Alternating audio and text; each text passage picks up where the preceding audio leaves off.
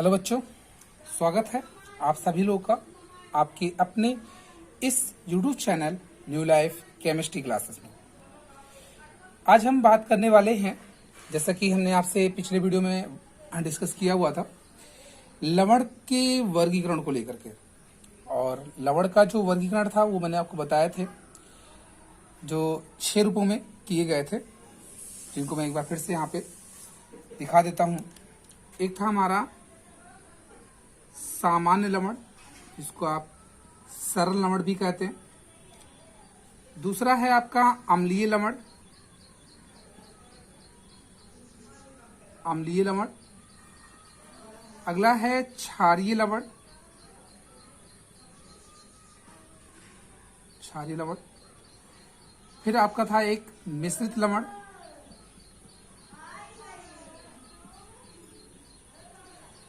अगला था आपका द्विक लवण।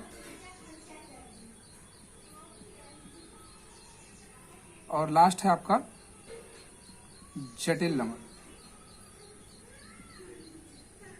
देखिए, इस पॉइंट को आगे बढ़ाने से पहले मैं आपसे कहना चाहता हूं कि आप सभी लोग जो भी चीजें बताई जाती हैं, दिख रहा सबको? हाँ, जो भी चीजें बताई जाती हैं आपको, कि जो भी वर्क दिए जाते हैं उनको भी आप कंप्लीट किया कीजिए। पिछले वीडियो में मैंने आपको बताया भी था, लेकिन उसे अभी बहुत ज़्यादा बच्चों ने विजिट नहीं किया है। तो सभी लोग वीडियो को जो हो सके, आपके जितने भी फ्रेंड्स ग्रुप हों उनमें इनको शेयर किया कीजिए, ताकि सब लोग इसका लाभ उठा सकें। और जो भी क्वेश्चंस इसमें आपको दिए जाते हैं करने के लिए, वो आप करके उसका आंसर किया कीजिए। वीडियो को अधिक से अधिक लाइक किया कीजिए, ताकि हमारा भी थोड़ा बहुत प्रोत्साहन एक तरह से कह सकते हैं, और मेरा भी जो एक तरह से एवज होता है किसी भी चीज़ का मिलने का, वो मिल सके। क्योंकि अगर आप लोग कुछ अच्छे रिस्पांस नहीं देंगे तो फिर आगे हम लोग भी शिथिल हो जाएंगे। ठीक है, तो इसलिए सोचते यही जो क्वेश्चन दिए जाएं उसका आंसर किया कीजिए। वीडियो अच्छी लगा करे तो लाइक भी किया कीजिए, और अपने जितने भी फ्रेंड्स ग्रुप हैं उनमें शेयर भी किया कीजिए। ठीक है, तो चलिए इसको आगे देखते हैं। मैंने यहाँ पे इसको बताया कि ये लवण का वर्गीकरण है। लवण मैंने बताया था क्या होता है, कि अम्ल और क्षार के पारस्परिक क्रिया द्वारा प्राप्त आयनिक ठोस को आप लवण कहते हैं।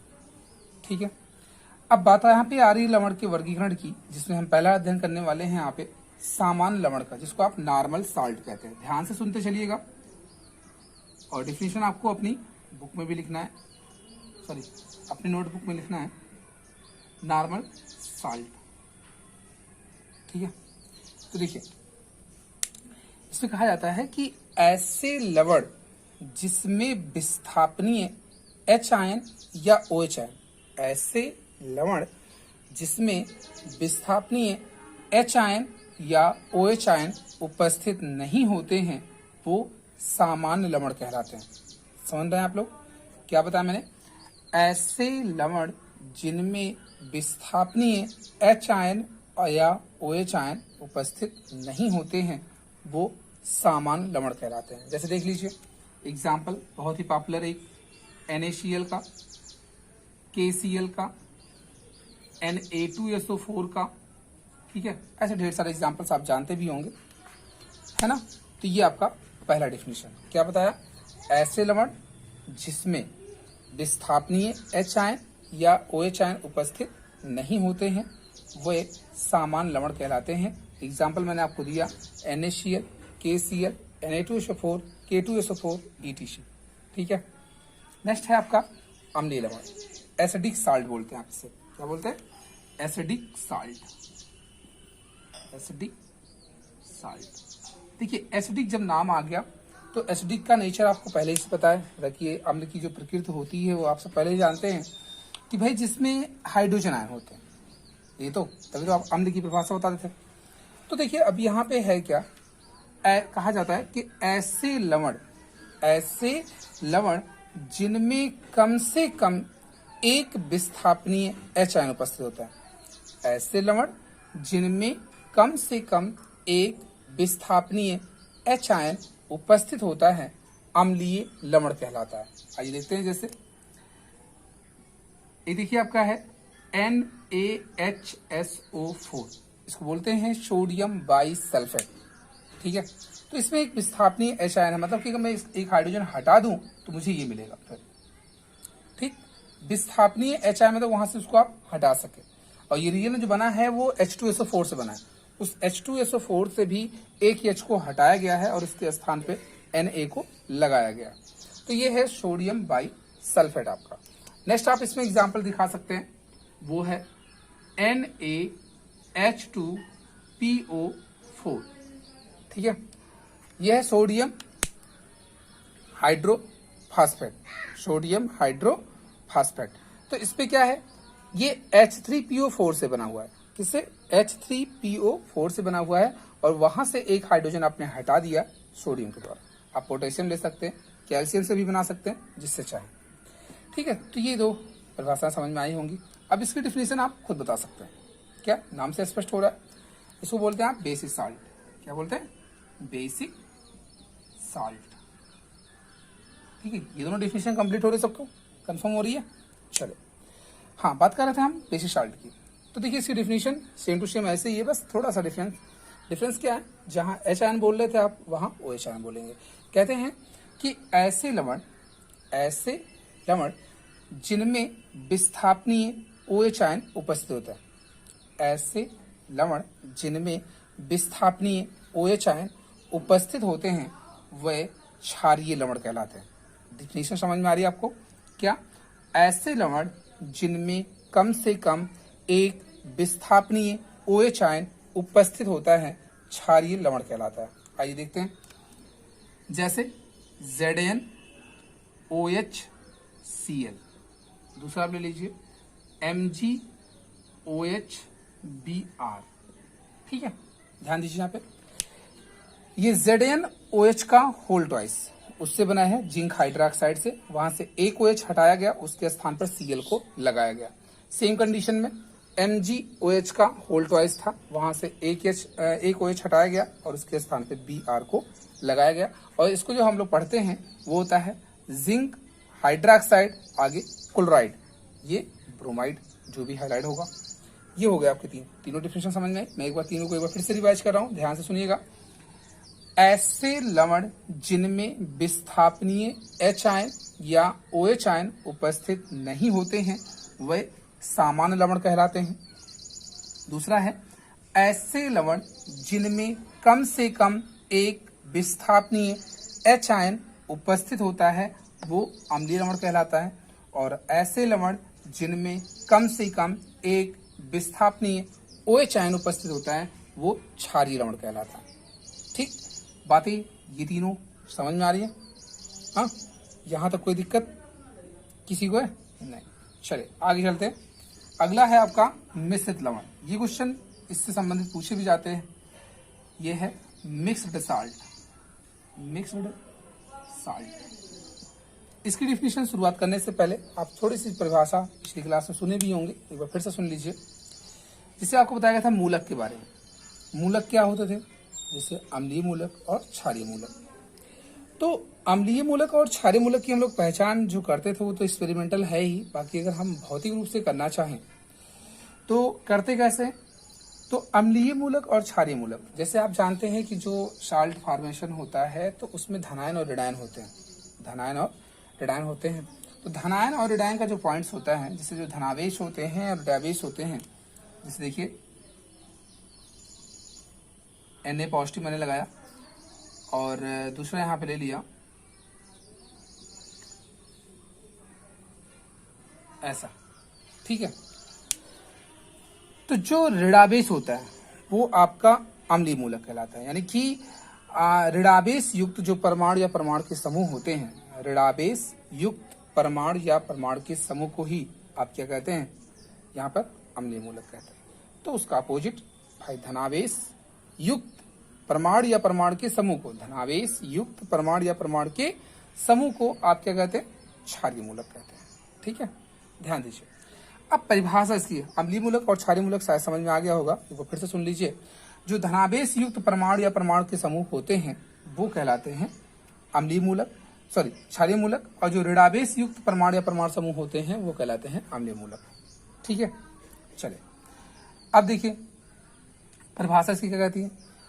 ऐसे लवण जिनमें कम से कम, ऐसे लवण जिनमें कम से कम 2 अम्लीय मूलक और 1 क्षारीय मूलक, 2 अम्लीय मूलक और 1 क्षारीय मूलक, अथवा 2 क्षारीय मूलक और 1 अम्लीय मूलक, 2 क्षारीय मूलक और 1 अम्लीय मूलक उपस्थित होते हैं तो ऐसे लवण को मिश्रित लवण कहते हैं। क्या कहा आपने? ऐसे लवण जिनमें कम से कम 2 अम्लीय मूलक और 1 क्षारीय मूलक, अथवा 2 क्षारीय मूलक और 1 अम्लीय मूलक उपस्थित होते हैं उसे मिश्रित लवण कहते हैं। जैसे सोडियम पोटेशियम सल्फेट NaKSO4। ठीक, देखिए इसमें क्या है, एक पॉजिटिव यहाँ पे, एक पॉजिटिव यहाँ पे, एक सोडियम आयन है, एक पोटेशियम आयन है, ये 2 क्षारीय मूलक है और 1 अम्लीय मूलक है। दूसरा एग्जाम्पल आप यहाँ देखेंगे वो है आपके पास CaOCl और Cl, ये ऐसा है, इसे बोलते हैं विरंजक चूर्ण का फार्मूला है ये CaOCl2 का, CaOCl2। ठीक है ना, तो CaOCl2 जो आपके पास है यहाँ पे वो विरंजक चूर्ण का है, जिसको मैंने ब्रेक किया है। यहाँ पे Ca2 पॉजिटिव आपको दिख रहा है, तो Ca2 पॉजिटिव आपके पास 1 क्षारीय मूलक हो गया। कैसा? क्षारीय मूलक हो गया। अब कोई ये ना समझे कि इसके पास 2 आवेश है, 2 धनावेश है, तो ये 2 क्षारीय मूलक हो गया। नहीं भाई, 2 संख्या में थे, देखिए यहाँ पे। अब उसके ऊपर आवेश चाहे 1 हो, चाहे 2 हो, चाहे 3 हो, कोई मतलब नहीं। हमें बताया ये जा रहा है कि इसकी संख्या अगर 1 से ज्यादा हो रही है, 1 से कम हो रही है, जो भी है आपको यहाँ मेंशन की जा रही है, ये एक क्षारीय मूलक है और 2 ये आपके अम्लीय मूलक है। तो डिफिनेशन आपकी इसी की गाड़ी में बताई गई कि ऐसे लवण जिनमें कम से कम 2 अम्लीय मूलक और 1 क्षारीय मूलक, अथवा 2 क्षारीय मूलक और 1 अम्लीय मूलक उपस्थित होते हैं वो मिश्रित लवण कहलाते हैं। क्लियर है? चले अगला है डबल सॉल्ट। डबल सॉल्ट द्विक लवण, नाम से स्पष्ट हो रहा है क्या? द्विक मतलब 2, द्विक मतलब 2। अब इसमें क्या कह रहा है? द्विक लवण में आपको ये बताना चाहता है कि 2 सरल लवणों के क्रिस्टलीकरण द्वारा, 2 सरल लवणों के क्रिस्टलीकरण द्वारा प्राप्त हुए लवण को क्या कहते हैं? द्विक लवण। 2 सरल लवणों के क्रिस्टलीकरण द्वारा प्राप्त लवण को क्या कहते हैं? द्विक लवण कहते हैं। ठीक है, 2 सरल लवणों के क्रिस्टलीकरण द्वारा प्राप्त लवण को द्विक लवण कहा जाता है। क्रिस्टलीकरण का मतलब यहाँ पे क्या होता है? जल की जो मॉलिक्यूल्स होते हैं वो अतिरिक्त रूप से लगाए जाते हैं उसके अंतर्गत। जैसे देखिए सबसे फेमस एग्जांपल K2SO4 Al2SO4 का whole thrice, K2SO4 into Al2SO4 का होल थ्राइस इंटू 24H2O। देखिए ध्यान से, K2SO4 दिख रहा है, तो K2SO4 जो आपके पास है वो एक सामान्य लवण है। Al2SO4 का होल थ्राइस ये भी एक सामान्य, चूंकि इसमें विस्थापन कोई H आयन या OH आयन नहीं है। तो 2 सरल लवणों के क्रिस्टलीकरण द्वारा, मतलब चूंकि यहाँ पे वाटर मॉलिक्यूल्स हैं इसलिए आपको बताया जा रहा है, तो 2 सरल लवणों के क्रिस्टलीकरण द्वारा प्राप्त हुए आणविक ठोस को आप क्या बोलते हैं? द्विक लवण बोलते हैं। एक दूसरा एग्जाम्पल मोहर लवण का FeSO4 इंटू NH4 का whole twice SO4 into 6H2O। ये है मोहर लवण का फार्मूला। फार्मूले के बाद देख लीजिएगा, कहीं कुछ फॉल्ट होगा बता दिया। ये क्या है? Ferrous ammonium sulphate, ferrous ammonium sulphate, ये एक द्विक लवण का एग्जाम्पल है जिसको आप मोहर लवण बोल रहे हैं। और ये है पोटेशियम एल्युमिनियम सल्फेट, जो कि एक द्विक लवण का एग्जाम्पल है जिसे आप फिटकरी या पोटास एलम कहते हैं। तो ये 5 टाइप आपके हो गए। और जो छठा है आपका जटिल लवण, थोड़ा सा जटिल है भी,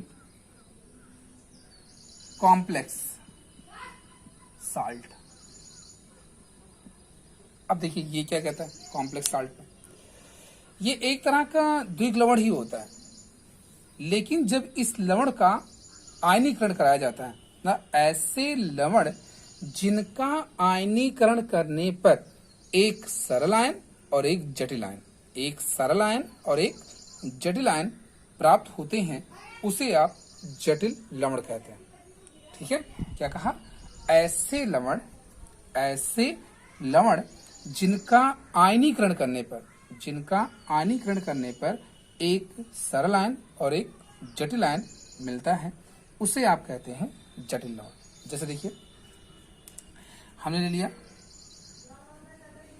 NaAgCN का होल ट्वाइस। अगर मैंने इसका आयनाइजेशन करवाया तो मुझे मिला Na प्लस AgCN का होल ट्वाइस के पास एक माइनस। क्या देखा? अब इसका आयनाइजेशन आसानी से नहीं हो सकता, मतलब हो ही नहीं सकता। और इसका देखिए सरल आयन मिल रहा है, तो एक सरल आयन और एक जटिल आयन। एक दूसरा एग्जांपल देखिए, आप समझ जाएंगे। K4FeCN का होल 6। आप जब इसको ब्रेक करते हैं तो 4K पॉजिटिव FeCN का होल 6 पे 4 निगेटिव, ऐसा है। तो एक सरल आयन आपको यहां मिल गया, एक जटिल आयन यहां मिल गया। तो चीजें सबको स्पष्ट होनी चाहिए। आप ये जो लवण का वर्गीकरण बताया गया, इसका एक बढ़िया से स्क्रीनशॉट ले करके इसकी नोट्स बनाइए, ताकि सारी चीजें आपको स्पष्ट होती रहे। इसमें कहीं भी कुछ किसी को डाउट्स होगा तो जरूर बताएगा मुझे। मैंने आपको बताया क्या, यहाँ पे लवण का वर्गीकरण बताया था। लवण क्या होता है पहले मैंने ये एक्सप्लेन किया, उसके बाद लवण के वर्गीकरण क्या क्या होते हैं सबको मैंने दोहराया भी था। एक बार फिर से सुनते चलिए। ये सामान्य लवण है। सामान्य लवण में आपने कहा कि ऐसे लवण जिसमें विस्थापनीय H आयन या OH आयन उपस्थित नहीं होते हैं, वो कहलाते हैं आपके सामान्य लवण। ऐसे लवण जिसमें विस्थापनीय H आयन उपस्थित होते हैं, वो अम्लीय लवण। जिसमें विस्थापनीय OH आयन उपस्थित होते हैं, वो क्षारीय लवण। और कहा गया फिर मिश्रित लवण को। मिश्रित लवण मैंने आपको बताया था कि अम्लीय मूलक और क्षारीय मूलक को लेकर के हमने कहा, जो ऋणावेश युक्त परमाणु या परमाणु के समूह होते हैं वो अम्लीय मूलक, और धनावेश युक्त परमाणु या परमाणु के समूह जो आपके होते हैं वो क्षारीय मूलक कहलाते थे। तो मिश्रित लवण की परिभाषा थी, ऐसे लवण जिनमें कम से कम 2 अम्लीय मूलक और एक क्षारीय मूलक, 2 अम्लीय मूलक और एक क्षारीय मूलक, अथवा 2 क्षारीय मूलक और एक अम्लीय मूलक उपस्थित होते हैं, वो मिश्रित लवण कहलाते हैं। फिर आपका था द्विक लवण। ऐसे मतलब 2 सरल लवणों के क्रिस्टलीकरण द्वारा प्राप्त लवण को ही द्विक लवण कहा जाता है। आपने देखा था K2SO4 एक सरल लवण है, Al2SO4 का होल थ्राइस एक सरल लवण है। इस आधार पे आप कह सकते हैं कि द्विक लवण में 2 सरल लवणों के क्रिस्टलीकरण द्वारा जो लवण आपको प्राप्त होता है वही कहलाता है द्विक लवण। अगला है आपका जटिल लवण। जटिल लवण का डिफिनेशन मैंने आपको बताया कि ये भी एक विशेष प्रकार का क्या होता है, लवण होता है जिसका आयनीकरण करने पर एक सरल आयन और एक जटिल आयन मिलता है। एक सरल आयन और एक जटिल आयन मिलता है। तो इस प्रकार से आपके इस लवण का वर्गीकरण हुआ समाप्त। तो लवण का वर्गीकरण आपको बताया गया आज के इस वीडियो में। आप इसको देखिएगा अच्छे से, जो भी जिसको डाउट्स होंगे वो आप नीचे कमेंट बॉक्स में लिखेंगे, और साथ ही साथ इसको एक बार अच्छे से आप सभी लोग रिवाइज करिए। ठीक, वीडियो अगर आपको अच्छी लगे तो लाइक भी किया कीजिए, और जो भी आपके फ्रेंड सर्किल्स, जो भी स्टडी रिलेटेड ग्रुप्स हैं, उसमें वीडियो को अधिक से अधिक शेयर किया कीजिए, ताकि वीडियो अधिक से अधिक लोग देखें और जिससे हमें एक अच्छा रिस्पांस मिलता रहे, हम आगे आपके लिए और अच्छे से मेहनत करें। वीडियो को इस टाइम जो आपको माई फेस मतलब मेरे फेस की तरफ से अर्थात जो दिखाई नहीं देता है, तो कुछ पर्सनल इश्यूज है इस वजह से। बाकी जो एक फेशियल आपको कहा जाए प्रेजेंटेशन, वो जल्द ही प्रोवाइड करूंगा। तो बस आपसे यही उम्मीद करता हूं कि वीडियो को आप सभी लोग अधिक से अधिक लाइक करेंगे और अपने जितने भी ग्रुप्स हैं उनमें इसको शेयर करते हैं। ठीक है, मिलते हैं आप सभी से अगले वीडियो में।